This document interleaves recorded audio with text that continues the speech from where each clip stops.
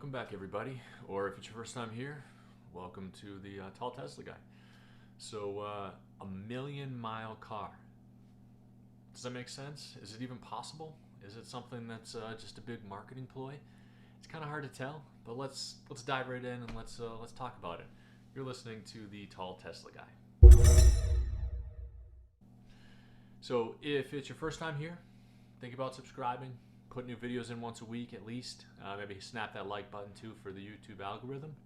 If you're a returning visitor, thanks for joining us again this week on this week's segment about the myth, the legend of a million-mile car. So if you're following Tesla at all, you know that Elon Musk talked about it a month or so ago, that he could potentially have a million-mile car.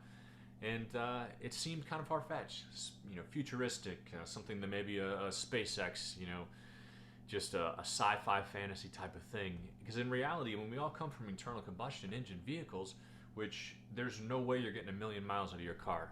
The most I've ever seen from somebody maintaining a vehicle, regular oil changes, tinkering here and there, all that sort of stuff. It was a diesel vehicle at that, drove it themselves. They, followed the speed limit, everything you're supposed to do to not push the car too far, too hard, and they got almost 300,000 miles on the vehicle. Now that's not completely far-fetched, right? I've seen a few other people that have gotten similar kinds of things. They do a lot of work on it themselves. They've had it for 10 years, that kind of thing. But on average, you could say maybe 200,000 for a regular gasoline-powered vehicle, 300,000 maybe for a diesel, 250, something like that. But in reality, you're probably getting 100, 150,000 on a gas vehicle, and then maybe 200,000 on a diesel, because people don't drive good. They don't drive right all the time. They don't do the regular maintenance on the vehicle, myself included. I mean, I do my regular oil changes. I do my tinkering here and there, that sort of thing. And my car is doing really well. It's close to 100,000 miles now, but it always seems like, it falls back on as soon as your warranty is up, the vehicle starts to break down. So a million-mile car sounds super far-fetched, but super exciting.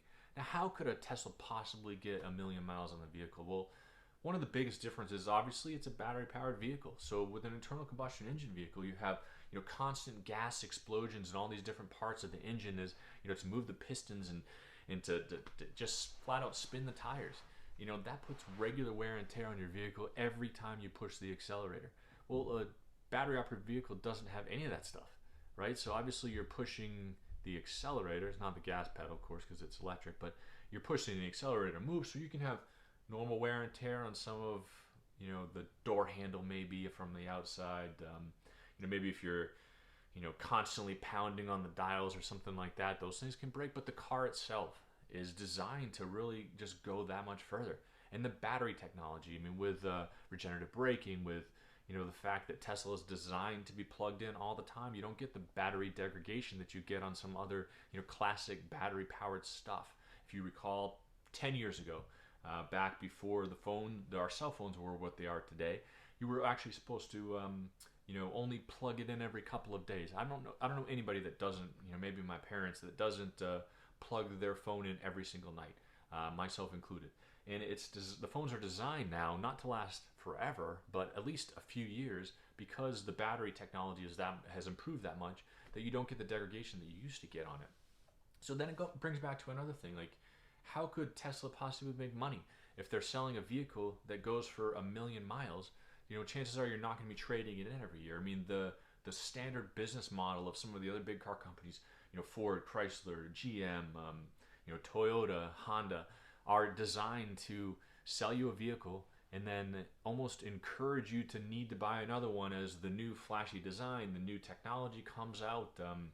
You just want something different, something new. You see a new one out there. Well, Tesla really is, their business model was never designed around that. It's designed around, essentially making money from other things, right? So they sell you a vehicle.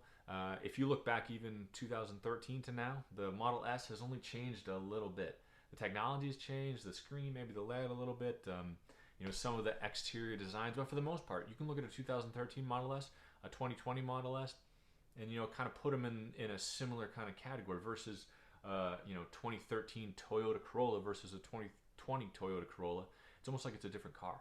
And that's just an example, but really, so Tesla is designed around a different business model. so they can afford to sell you a million-mile car. Now, not that they are totally focused on you. They want you, they need to make money. I mean, it's a business, just like anything else. But, they're making money off the superchargers. They're making money off the solar roofs. They're making money off the solar power cells that they can sell you to charge your vehicle, the charging ports, anybody else, destinations, stuff like that. And then on top of that, they're taking data from your car driving experience, the entire life of your vehicle. And the data alone is worth millions and millions and millions of dollars. I mean, there's a higher price on data than some of the precious commodities that we cherish nowadays anyway. In reality, it's a marketing thing. So if you're, they track and measure all of your data from when you're driving, and then they use that to make their networks better, to show where they actually need to put superchargers, to track, not necessarily to find out if you spend 10 minutes at the Kroger before you go home every day, or if you're stopping at the McDonald's to get a snack or something like that. They're really trying to find out where you're going from a data standpoint, and then also how long it's taking you to get there, how you're driving, your driving patterns, all that sort of stuff, so they can design better batteries, better cars around that. And the other advantage that Tesla has versus other vehicles or other car companies is the constantly evolving, updating technology. And in reality, it comes to you for free. So you're going to get automatic updates that come through the car. And this is stuff that no other car company can promise or even speculate on. You buy a Toyota today, and 5 years from now, it's that same exact Toyota. You buy a Tesla today, and next month, next week, next year, you're going to have a completely different technologically advanced car for the most part. The mapping, the navigation, the infotainment system, anything like that, autopilot, self-driving mode, all that stuff is leaps and bounds beyond any other vehicle. And so it just gives Tesla kind of an edge out on it. So there's a study that just came out recently talking about the resale value on vehicles. And everybody knows you buy a car, as soon as you drive off the lot, it's depreciated X amount of percent or dollars. And that's kind of a common thread with most any vehicle, because you're putting miles on it, you're sitting in the car, you're touching things, and things have a useful life with them, the knobs, the doors, that sort of thing. Well, with Tesla alone, the speculation is that it only drops, say, 10% over 3 years, whereas other cars drop 25% in their first year. I mean, the technology changes that quick. So if you look at something like that, the appreciation that you have for the vehicle, or the depreciation, has dramatically reduced with a Tesla than any other vehicle. So, that kind of thing just gives you, sort of a leg up on where it's going, and it kind of channels back to the million-mile car, how they can afford to do something like that. They don't have to get you to come back and buy another one, because they're using, the data alone. They're using that, and they're marketing and pushing for that, and improving their system, improving their bottom line, improving their, production efficiencies, all that sort of stuff, just from that. So then you add in stuff like, you say like a 90 to 100 million vehicle market cap globally for all vehicles. Well, Tesla is speculated to produce 20 million of those 90, 100 million vehicles. So they're producing almost 25% of the entire market share of vehicles.